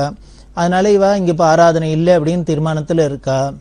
ஆனா இப்போ இந்த சிந்துப்பல்லுக்கு நடந்து போறதே பெரியவா ஏகாம்பரத்திட்ட சொல்றா. அதனால ஒண்ணு பண்ணு, புதுசா சட்டிபானை வாங்கிட்டு அதுல ஒரு அன்னம் பருப்பு கீரை இது மாதிரி சமையல் பண்ணு. ஒரு 4 பேருக்கு 4 பிராமணாளுக்கு காலை எலும்பி ஒரு சாப்பாடை போட்டுடலாம் அப்படின்னு தோன்றது அப்படின்னா அதுக்கு ஏற்பாடு பண்ணு அப்படின்னா. முதல்ல இங்க வேண்டாம் அப்படின்னுட்டு இப்ப நாளைக்கு பொழுது விடிஞ்சா ஆராதனைன்னா இப்ப காலங்காலத்தால போறதே என்ன சொல்றா, சிம்பிளா ஒரு சமையலை பண்ணி ஒரு சட்டிப்பானையில புது சட்டிப்பானையில சமையல் பண்ணி 4 பேருக்கு காலை எலும்பி சாப்பாடு போடணும் அப்படின்னு சொல்லணும். அதுக்குள்ள சிந்துப்பல் வந்துருத்தோ உடனே அதை தாண்டி அந்த காட்டு வழின்னு சொன்னமே அங்க போய் 1 கிலோமீட்டர் 2 கிலோமீட்டர் தாண்டி போனா ஒரு அழகான கோவில். அந்த கோவில்ல பெரியவா உட்கார்ந்துனுட்டா. அந்த ஓடையில தீர்த்தம் இருக்குன்னு தீர்த்தத்துல ஸ்நானம் பண்ணினா தன்னோட அனுஷ்டானம் எல்லாம் பண்ணிட்டு உட்கார்ந்துருக்கா. அந்த சமயத்துல சென்னையில அசோக் நகர்ல ராமூர்த்தி அப்படின்னு ஒரு பக்தர், அவர் கார்ல தரிசனத்துக்கு வந்திருந்தார். வந்தவர் என்ன பண்ணார், 3 டஜன் பேயம்பழம், ஒரு 1/2 டஜன் 9 வேஷ்டி இதை வாங்கிட்டு கொண்டு வந்து பெரியவாள்கிட்ட வச்சு நமஸ்காரம் பண்ணினார். பெரியவா அவர் யாரு என்ன எல்லாம் விசாரிச்சு அவர்கிட்ட பேசிட்டு ஏகாம்பரத்திட்ட சொல்றா, அங்க பாரு அவர் பழம் அத்தனை பேயம்பழம் கொண்டு வச்சிருக்காரு, 9 வஸ்திரம் வேஷ்டி வச்சிருக்காரு. அந்த வேஷ்டி பழம் எல்லாம் என்ன பார்த்து பரமகுரு ஆராதனை பண்ணு, எங்களை வச்சு பரமகுரு ஆராதனை பண்ணுன்னு சொல்றாப்புல இருக்கு அப்படின்னு. பேயம்பழம் வஸ்திரம் எல்லாம் சொல்றதான், என்னை வச்சு ஆராதனை பண்ணு, என்னை வச்சு ஆராதனை பண்ணுன்னு. அதனால என்ன பண்ணு, நீ உடனே ஷோலாப்பூர் போ. ஷோலாப்பூர் போனா அங்க தாதே அப்படின்னு ஒரு பெரிய பண்டிதர் இருக்கார். அவர் மராட்டி பஞ்சாங்கங்கள்லாம் கணிப்பர், ரொம்ப பிரசித்தமானவர். அவர்கிட்ட சொல்லி 32 வைதிகாளுக்கு ஏற்பாடு பண்ணி இங்க அழிச்சுன்னு வா. நாம இங்கேயே பக்கத்துல ஒரு தட்டினால மரவெல்லாம் கட்டிக்கலாம், கட்டிண்டு ஆராதனை பண்ணிவிடலாம், பரமகுரு ஆராதனை பண்ணிவிடலாம் அப்படின்னு பெரியவா சொல்றா. சொன்னா இப்போ முன்னால வேண்டான்னு சொல்லிட்டு அதுக்கப்புறம் இப்ப நடந்து வரத்தே ஏதானு 4 பேருக்கு ஏதானு அன்னம் பருப்பு இதை வச்சுட்டு ஒரு காலை எலும்பி சாப்பாடு போடலான்ட்டு இப்போ இன்னும் கொஞ்ச நேரத்துல என்ன எடுத்து 32 பிராமணாளுக்கு சொல்லு, இந்த வாழைப்பழத்தையும் பேயம்பழத்தையும் இந்த 9 வேஷ்டியை பார்த்தோன்னு அதெல்லாம் சொல்றதான், எங்களை வச்சு ஆராதனை பண்ணுன்னு கேட்கறது. அதனால பண்ணணும் போல ஆசையா இருக்கு அப்படின்னு. இது எதை காமிக்கிறதுன்னு, பெரியவாளோட இந்த பக்தியை காமிக்கிறது, குரு பக்தியை காமிக்கிறது. அவளால மறக்க முடியுமா இந்த பரமகுருநாதாள? முன்னமே பார்த்திருக்குமே அந்த பரமகுருநாதாள. இவா பெருமுக்கல்ல தரிசனம் பண்ணிட்டு உடனேயே வீட்டுல சொல்லிக்காத சாரத்துல போய் அவள்கிட்ட போய் தஞ்சம் புகுந்தா அப்படின்னு சொன்னா அந்த அளவுக்கு ஆகர்ஷணம் பண்ணின மகான் இல்லையா? அதோட இப்பேற்பட்ட வைர குவியல் மாதிரி பொக்கிஷமான பெரியவாளுக்கு உலகுக்கு எடுத்து கொடுத்தாரே, அவளுக்கு ஆராதனை பண்ணணும்னு பெரியவாளுக்கு இருக்காதா? அதுதான் உடனே ஆராதனைக்கு ஏற்பாடு பண்ணுன்னா. சரி நாளைக்கு பொழுது விடிஞ்சா ஆராதனை, இன்னைக்கு 32 பிராமணா வச்சு ஏற்பாடு பண்ண முடியுமா? சாமான்லாம் வருமா, நடக்குமா அப்படின்னா எப்படி நடந்ததுங்கிறத சுவாரஸ்யமான விஷயம் தொடர்ந்து பார்க்க போறோம். பெரியவாச்சரணம். இந்த நிகழ்ச்சியின் அடுத்த பகுதி எதிர்வரும் திங்கட்கிழமை அன்று இதே நேரத்தில் ஒளிபரப்பாகும். பெரியவாச்சரணம். பெரியவாச்சரணம். அடுத்த நிகழ்ச்சி திருவாசக இன்னிசை. வழங்குபவர் ஸ்ரீ சத்குருநாத தேசிகர் அவர்கள். பெரியவாச்சரணம். திருச்சிற்றம்பலம். திருப்பள்ளி எழுச்சி போற்றி. என் வாழ்முதலாகிய பொருளே புலர்ந்தது பூங்கழற்கு இணை துணை மலர் கொண்டு ஏற்றி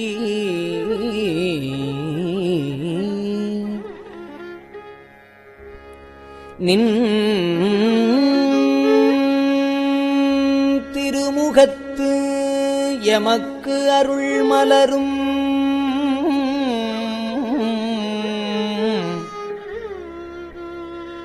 எழில் நகை கொண்டு நின் திருவடி தொழுகோ.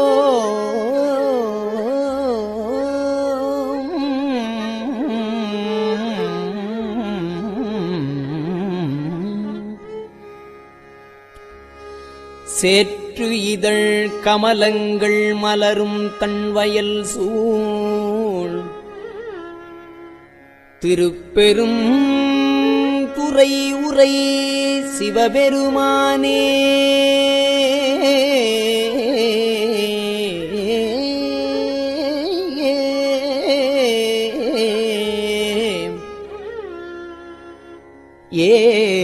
ஏற்றுயர் கொடியுடையாய் எனையுடையாய்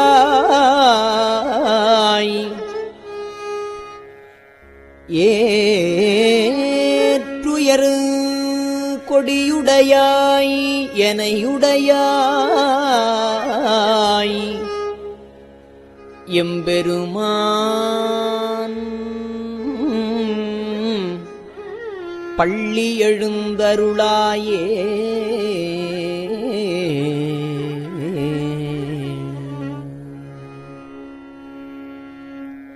அருணன் இந்திரன் திசை அணுகினன் அருணன் இந்திரன் திசை அணுகினன் இருள் போய் அகன்றது.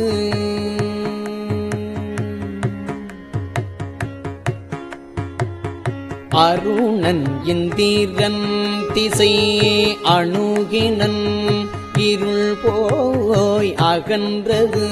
உதயம் நின் மலர் திருமுகத்தின் கருணையின் சூரியன் எழ எழ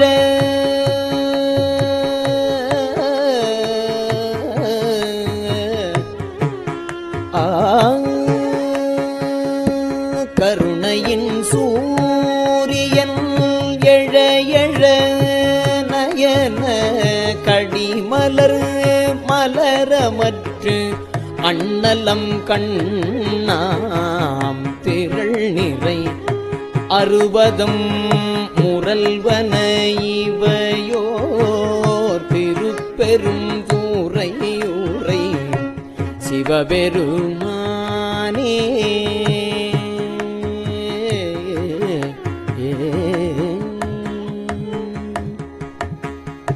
அருள் நிதி தரவரும் அருள் நிதி தரவரு ஆனந்தமலையே. அருள் நிதி தரவரு ஆனந்தமலையே. அலைகடலே பள்ளி எழுந்தருளாயே.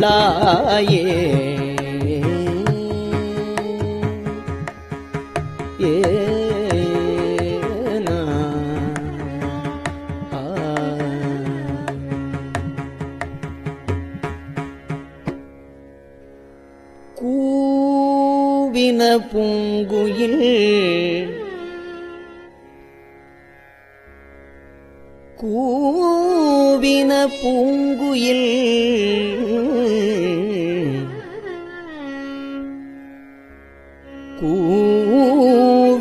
கோழி குருகுகள் இயம்பின சங்கம்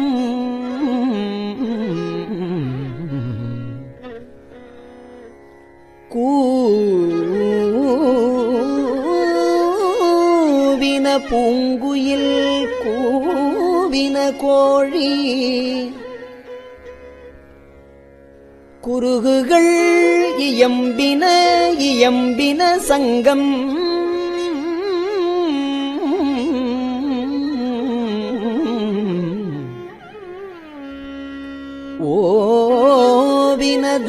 ஓவினதாரகை ஒளி ஒளி உதயத்து ஒரு படுகின்றது விருப்பொடு நமக்கு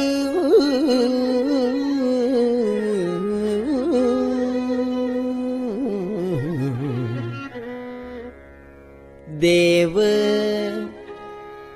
நற்செறிகழல் தாளினை காட்டாய் திருப்பெரும் துறை உரை சிவபெருமானே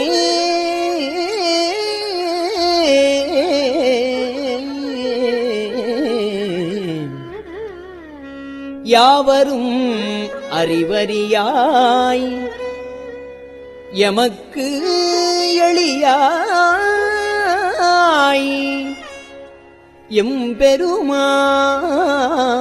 எம்பெருமான்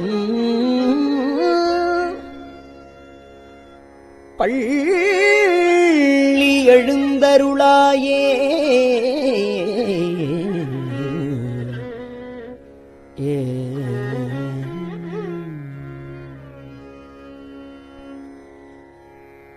இன்னிசை வீணையர் யாழினர் ஒருவால்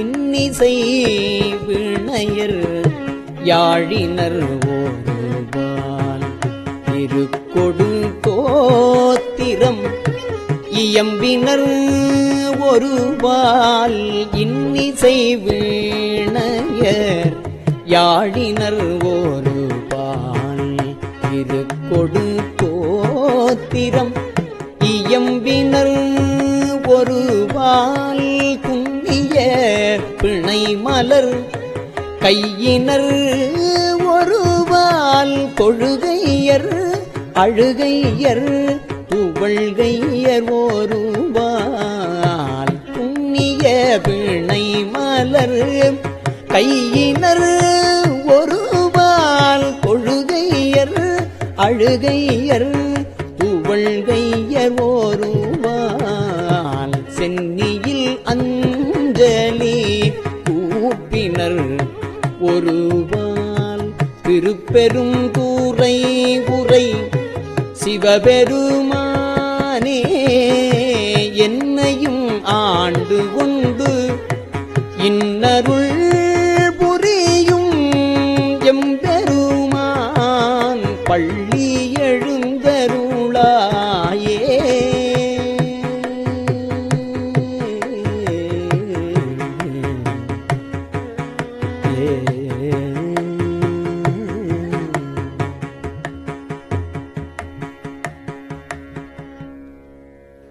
பூதங்கள் தோறும் நின்றாய நின்னல்லால்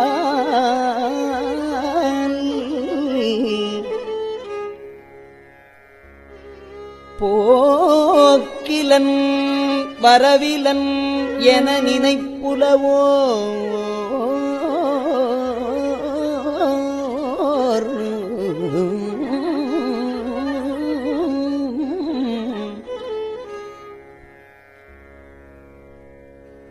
கீதங்கள் பாடுதல் ஆடுதல் நல்ல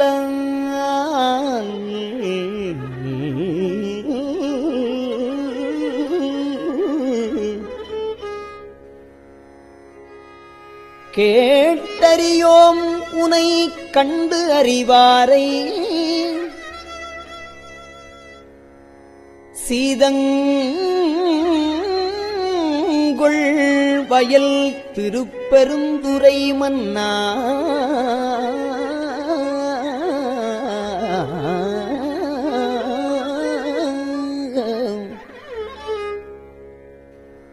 சிந்தனைக்கும் அறியாய்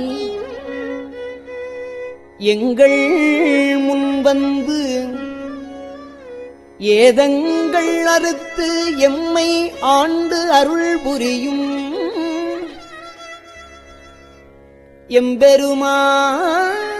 எம்பெருமான்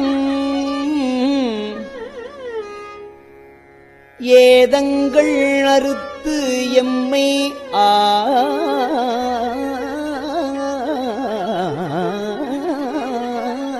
ஆண்டு அருள் புரியும் எம்பெருமான் பள்ளி எழுந்தருளாயே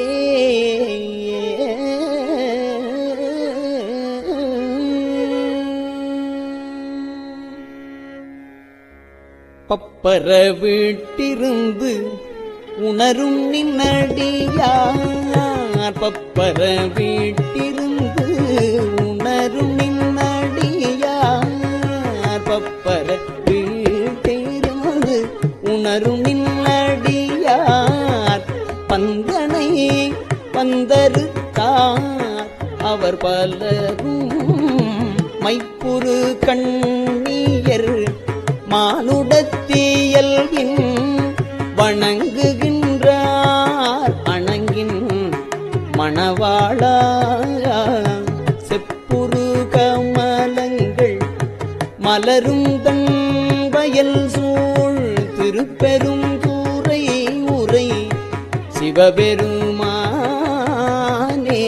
செப்புரு கமலங்கள் மலரும் கண் வயல் சூழ் திருப்பெரும் துறை உரை சிவபெருமானே இப்பிறப்பு அறுத்து ஏமை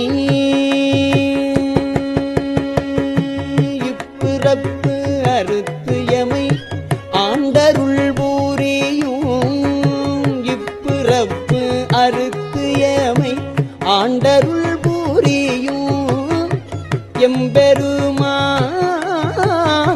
பள்ளி எழுந்தருளாயே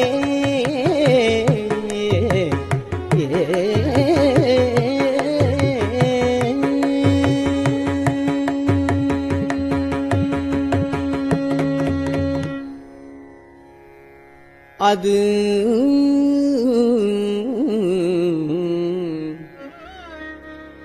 பழச்சுவை என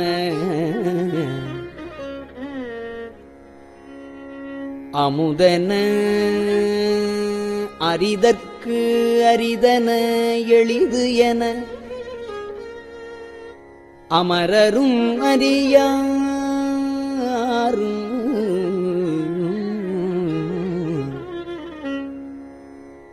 இது அவன் திருவுரு இவன் அவன் எனவே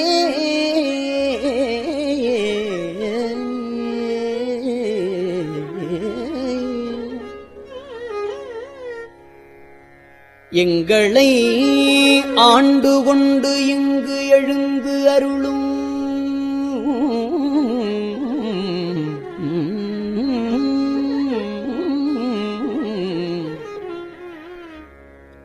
மதுவளர் பொழில் திரு உத்தரகோசமங்கையுள்ளாய் திருப்பெருந்துறை மன்னா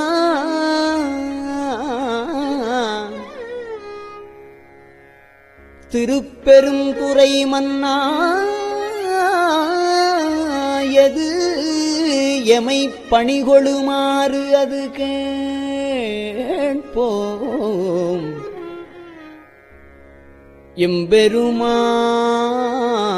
எம்பெருமான் பள்ளி எழுந்தருளாயே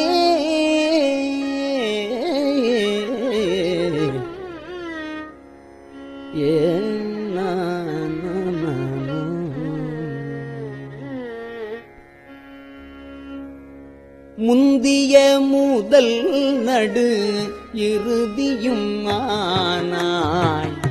முந்திய முதல் நடு இறுதியும் ஆனாய். மூவரும் அறிகிலர் யாவர் மற்றறிவார். முந்திய முதல் நடு இறுதியும் ஆனாய். மூவரும் அறிகிலர் யாவர் மற்றறிவார். பந்தனை விரலியும் பந்தனை விரலியும் நீயும் நின்னடியார். வந்தனை விரலியும் நீயும் நில் அடியார். பழங்குடில் தோறும் பழங்குடில் தோறும் எழுந்து அருளிய பரனே. செந்தழல் புரை தீரு மேனியும் காட்டி திருப்பெரும் தூரை புரை கோயிலும் காட்டி. செந்தழல் புரை திரு மேனியும் காட்டி திருப்பெரும் தூரையூரை கோயிலும் காட்டி. அந்தணனாவதும் காட்டி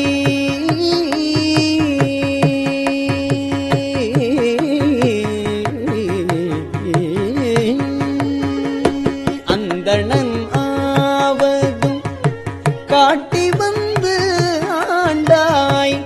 ஆரமுதே பள்ளி எழுந்தருளாயே. ஆரமுதே பள்ளி எழுந்தருளாயே.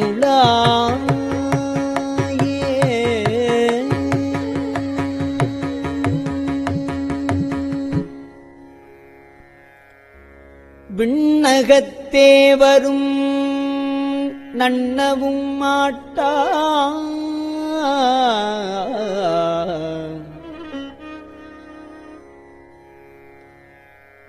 விழுப்பொருளே உன தொழுப்படியோங்கள்.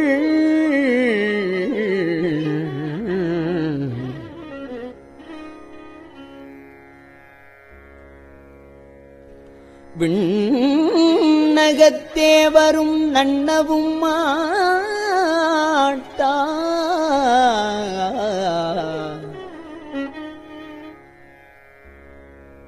விழுப்பொருளே உனத் தொழுப்படியோங்கள். மண்ணகத்தே வந்து வாழச் செய்தானே.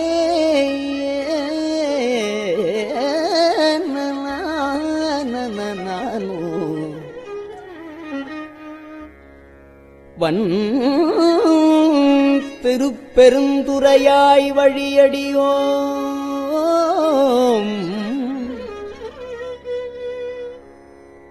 கண்ணகத்தே நின்று களிதருதேனே. கடலமுதே கரும்பே விரும்படியார்.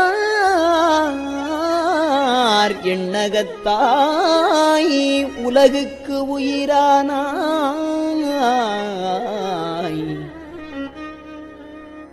எம்பெருமான் பள்ளி எழுந்தருளாயே. புவனியிற்போய் பிறவாமையில் நாள் நாம். புவனியில் போய் பிறவாமையில் நாள் நாம் போக்குகின்றோம் அவனே இந்த பூமி. புவனியில் போய் பிறவாமையில் நாள் நாம் போக்குகின்றோம் அவனே இந்த பூமி. சிவன் உய்ய கொள்கின்றவாறு என்று நோக்கி திருப்பெரும் தூரை உறைவாய் திரு மாலாம் அவன் விருப்பெய்தவும் மலரவன் ஆசை படவும் நின் அலர்ந்தமை கருணையும் நீயும் அவனியில் புகுந்து எமை ஆட்கொள்ளவல்லாய் ஆரமுதே.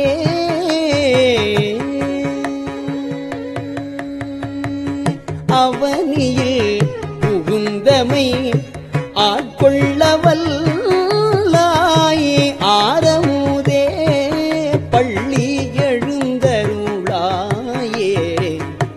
ஆரமுதே பள்ளி எழுந்தருளாயே எழுந்தருளாயே எழுந்தருளாயே.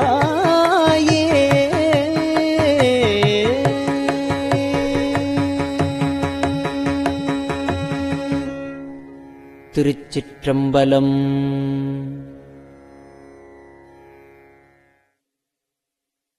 பெரியவா சரணம். இந்நிகழ்ச்சியின் அடுத்த பகுதி நாளை மாலை இதே நேரத்தில் ஒளிபரப்பாகும். பெரியவா சரணம். பெரியவா சரணம். பெரியவா வானொலியின் இன்றைய நிகழ்ச்சிகளின் நிறைவாக திருப்பொன்னூசல் வழங்குபவர் சத்குருநாத தேசிகர் அவர்கள். பெரியவா சரணம். திருச்சிற்றம்பலம். திரு பொன்னூசல். ஆணோ அலியோ அறிவையோ என்று இருவர் காணா கடவுள் கருணையினால் தேவர்குழாம் நாணாமே உய்ய ஆட்கொண்டு அருளி நஞ்சுதனை ஊனாக உண்டருளும் உத்தரகோசமங்கை கோணாறு பிறைச்சன்னி கூத்தன் குணம் பரவி பூணாறு பணமுலையீர் பொன்னூசலாடாமோ.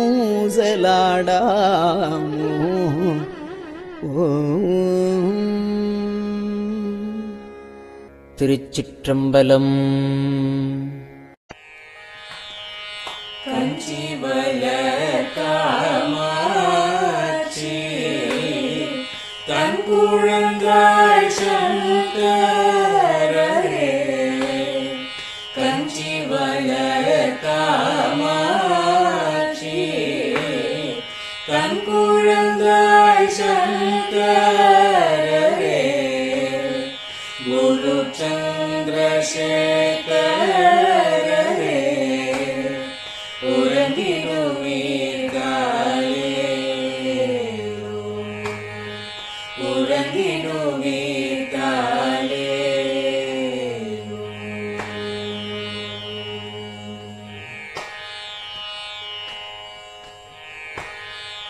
ஆதிகுரு சங்கரராய் அன்றொரு நாள் வந்தவரே. 68 பீட்டபதி காலேலோ. ஏழுலகும் பூப்பவரே காப்பவரே கடப்பவரே எல்லோர்க்கும் அருள்பவரே உறங்கிடுவீர்களேலோ. அயனுடனே மாலவனோ தேடிய பொற்பதத்தவரே அருமறைகள் சாற்றும் முயல் மலர்பதமே காலேலோ. முக்தி நிலை எய்திடவே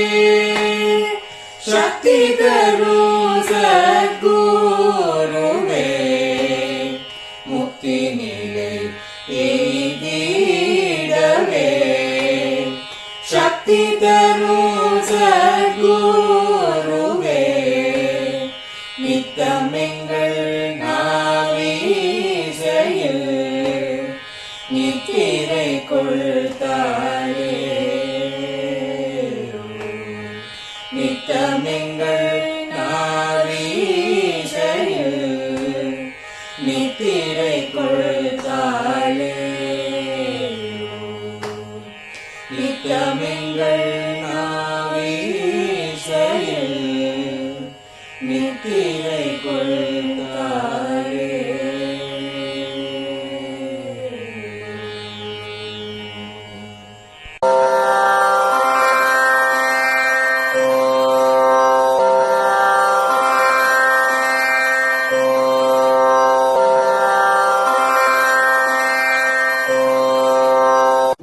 பெரியவா சரணம்.